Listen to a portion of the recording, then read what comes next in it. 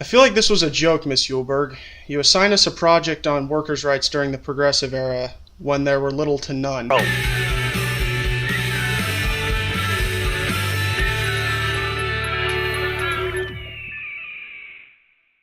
The origins of the problems of workers' rights within the Progressive Era sat within the fact that robber barons existed and that they had major governmental influence. This all started with the construction of the Transcontinental Railroad during the 1860s. Workers were treated completely unfairly and had little to no rights at all. The jobs working on the railroad were no exception. As a matter of fact, robber barons wouldn't allow employment unless their employees signed something that was known as a yellow dog contract, which basically assured that they would not join a labor union. This was a problem not just within the railroads. Employees everywhere at this time were being exploited. As the railway construction came to an end, the U.S. took lead from Britain in being the #1 producer of steel in the world.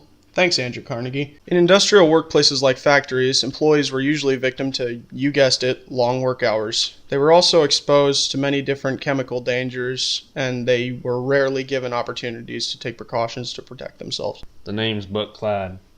The year's 1881. Wait a second, I'm quite parched. Some good old sody pop from the market down the way. Being the year 1881, I wouldn't say working rights are at their best. For instance, on the Transcontinental Railroad, you're forced to work every day with minimal water or food. And if you have to go through them Sierras, then you're susceptible to dynamite death. TNT exploding them caves open. In my case, I'm the father of 3 kids. They gotta work damn near every day. I'll tell you that much right there, partner. I work 12 hours a day and I'm lucky to make, what, $1 to $2 maybe? That's enough for the sody pop right here. We have to work almost every day of the week. Even on God's day, Sunday, we have to work. And I hope in the future that maybe working rights will get better. The question is, how did these conditions improve?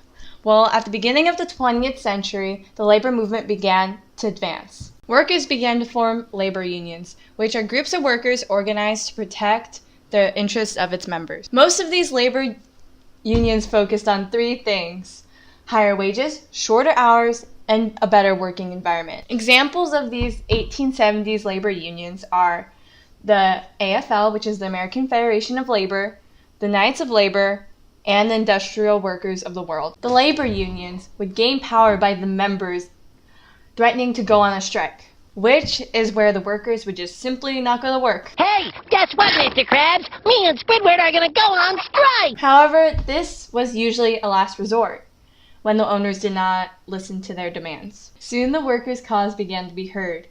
This led to the creation of the workers' compensation laws. These were a system of rules in every state made to pay the expenses of employees who were injured while working. A similar program also existed for federal employees. Its purpose was to remove the risk for both employer and employee and to replace a previous system. Under this new system, employees couldn't sue their employer or other co-workers for negligence. But in return, employees had to pay for and provide insurance for their employees. There was also an alternative that was more cost-friendly for the employer.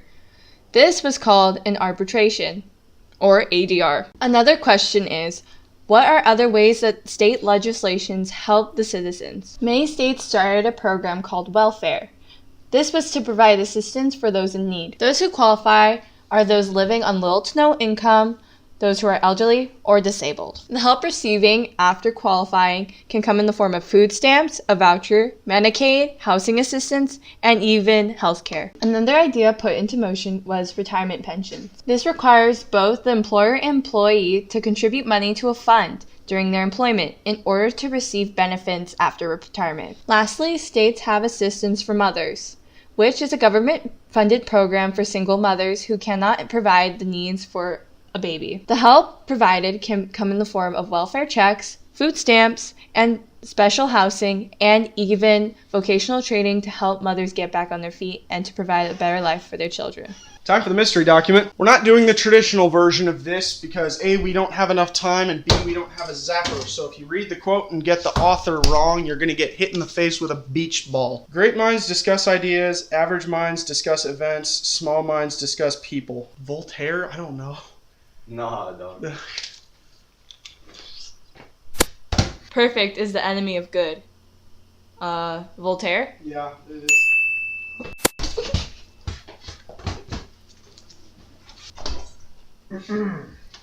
Some good old soda pop.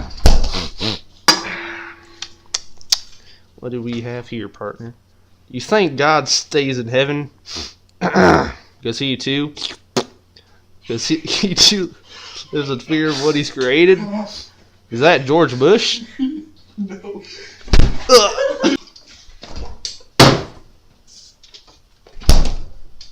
I have no soul. I don't know, God? No.